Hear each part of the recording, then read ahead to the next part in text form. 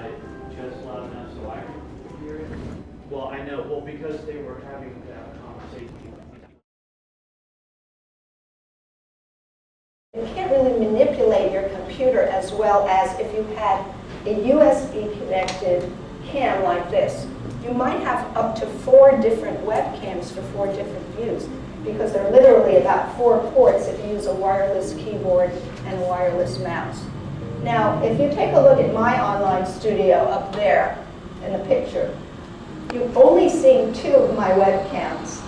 The one on the left is an overhead webcam. It is mounted on a horizontal mount. You have a pole that goes through here, this hole, and you can clamp it onto the neck of a tripod, or you can get one of these cute kind of rectangular 3-dimensional cubes that also has a hole in which you can put a pole and mount it at the very top of a tripod. I also use, as you can see on that picture there, I use a side overhead camera because I get a different perspective of my arm, where the student will see wrist motions, wrist staccato, forearm staccato, and see how I enable my whole arm energies when I teach piano. If you look at your handout, you'll notice that I have identified this overhead cam as the Pro 72-inch. Now, to make this a little bit more realistic, let me do this live. I'm going to take this camera. It has an extension. So here's the extension. You see, this is an extender because it won't reach over to the piano, so I have a little cable extender. So I can bring it all the way over here. And I'm putting it on the end block. This is not the best pedagogically advantageous view, but just for showing how I mobilize a webcam, I'm going to go over to QuickTime. Everybody has a media player probably in their computer. And I'm going to show you that particular camera view and show you what it can produce. Yeah. Now the problem with this is it looks like the keys are a sea of amorphous white. You can't see individualized notes. And that introduces the whole idea of setting the lighting for your room so that you get, for the student to see individualized keys. But let's just put that aside for a minute and see what pedagogically we could get from this. I'm going to do a little bit of a rolling arpeggio. The student sees the rolling wrist. Let's say you did a staccato, you did a forearm staccato, and you're saying you need to have more forearm, like you're bouncing a basketball, and you go.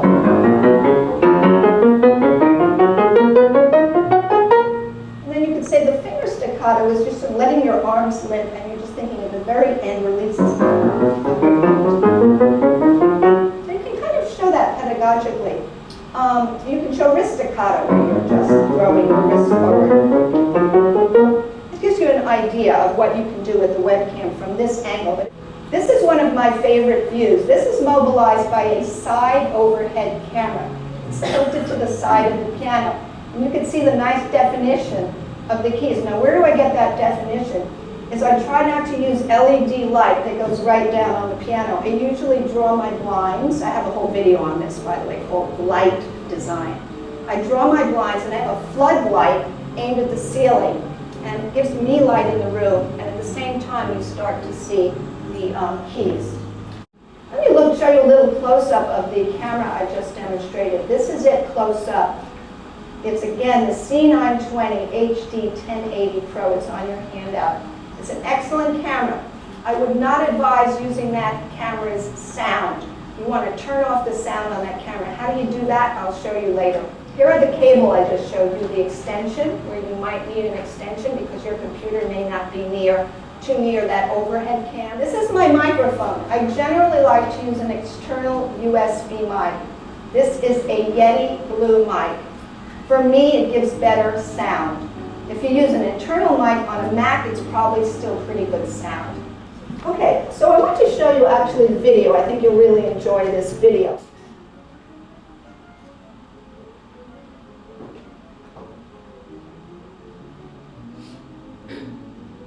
Side overhead webcam and internal mic. I'm going to demonstrate that in this video.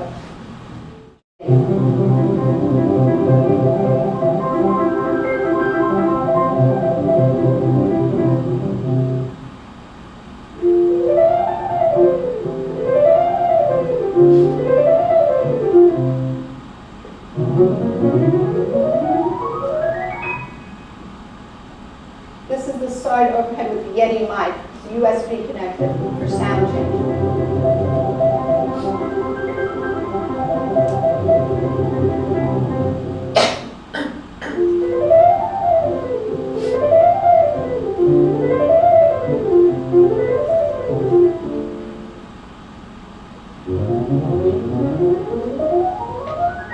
Remember, this is what the student will see in online. This is the overhead webcam, directly overhead with the Yeti mic. That's what it looks like. You don't see as much of the wrist motions with the overhead as you would with the side view.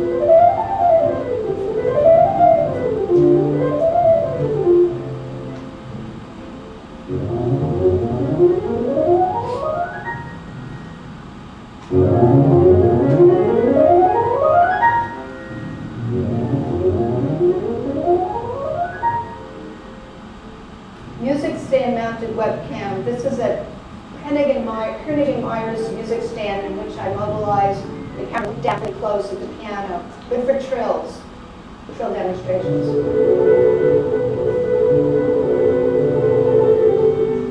You come very close, you don't get that. It's about like a trill.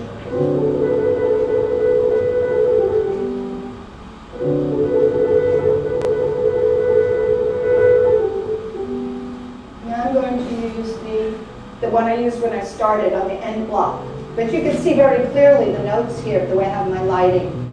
A lot of students like this view. They like to give me that view when I'm teaching them of their piano.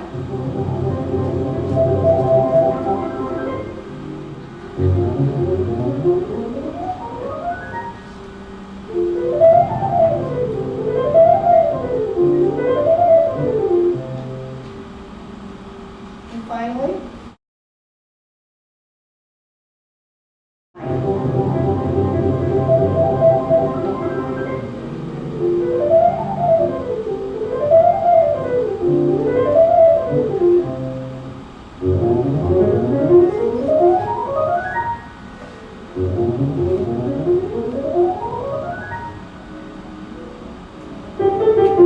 this is just me playing with the side overhead mic and the Yeti mic.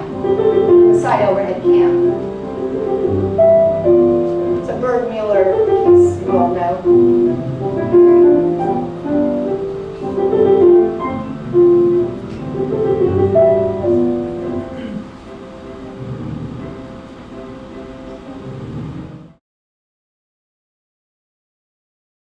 You should do is probably set your preferences for your computer. Your system preferences are very important. And what happens when you set the preferences? You go to sound. And what I do is I move the sound somewhere, I guess they moved it up.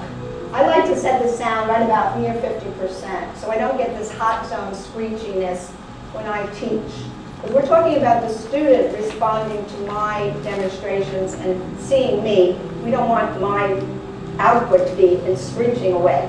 Remember, I'm going to record parts of these lessons too. There's two dimensions. There's the live lesson in progress in real time, and then there's capturing parts of the lesson so the student has a memory of what he did and what needs to be improved. This is where you have the remedial side of online lessons, which is to me the most fascinating part. I'm going to go over to the settings for Skype itself. So we click Skype, click Preferences, and go over to Audio Video. When you go to audio video, what you want to pay attention to is what camera you are utilizing for your piano lesson. Skype allows you to record changing the views as you go along. And I'm going to show you a video where I changed the views as I was teaching a student. You could say to the student, wait a minute, I want to switch to another view because this will be more helpful to you. I'm doing a trill, so let me switch to the end block, or let me go to the side overhead, and you just change it. That has nothing to do with recording. Recording is another operation. This is setting up the live lesson. So now I actually want to go over to the next thing. This is the most wonderful part of teaching online, in my opinion, and that is, again, capturing parts of the lesson on video. The call recorder, you click the asterisk once you pull it down on your screen, And here's what you're very interested in. You already set your camera view before for your lesson. That's already done. Now you want to set on the playback. How do you want the playback to come back? Do you want a split screen, where half the screen is the student's keyboard and half the screen is yours? Do you want, second option, a local view, which would be the teacher? It's a very good view because it's the whole keyboard. There's no interruption of the keyboard. You have the whole universe of the piano with the local view. Then you might want to switch, and this can happen in progress during the lesson, which is so great. You could switch to the remote only. What do you think that is? That's the student's piano. And we're going to talk later about the student setup. We've only talked about the teacher setup so far, but we also need to know what's going on with the student. Where is his computer? What view is he using? And his settings. I'm going over to the second blog now, called Skype Call Recorder Playback Views for Online Piano Lessons. It's written a little differently there. When I first did it, it was meant to showcase a student in Staten Island who was studying, you probably know the J.C. Bach Prelude in A minor. Does anyone know the J.C. Bach Prelude in A minor? Well, you'll get a little snatch of it. So what I want to show you now is an example of a lesson where I switch views, and this is playback. Naturally, it has to be playback. Here's a blow-up of the call recorder icon for Skype. Now I'm going to show you this very fascinating video, at least for me. By the way, this is a student in Scotland, just kind of going down and showing you what's going on. This is a student in Scotland, and what I see of her is her piano. She has a Yamaha. I also get a thumbnail of me at the bottom, and I already brought down the call recorder because I was preparing to record parts of her lesson.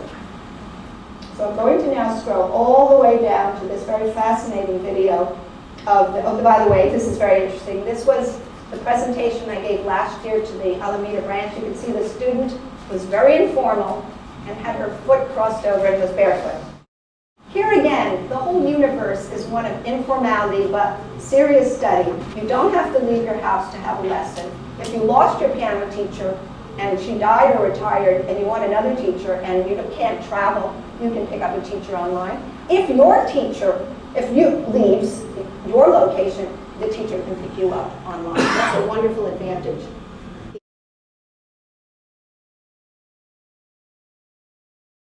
And this was cute. This is one of the most awful receptions I've ever had. This student was in Alaska, and there was her little baby that it was about 5 months old, and started crying. And we didn't want to stop the lesson, right? So there's the baby.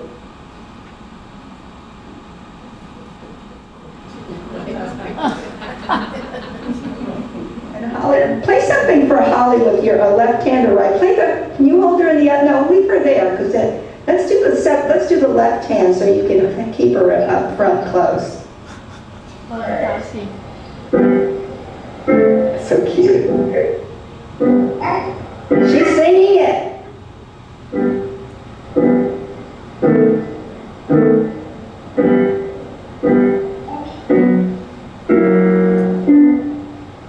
Wow, you're playing it really well too. I think she's inspiring you there. Could be. We have dogs that come for some of the lessons. We have a ferret that went across the fence. We have lots of cats that interrupt lessons that are absolutely hypnotized by their owner's music, and they want to interrupt because they want all the attention, as you know.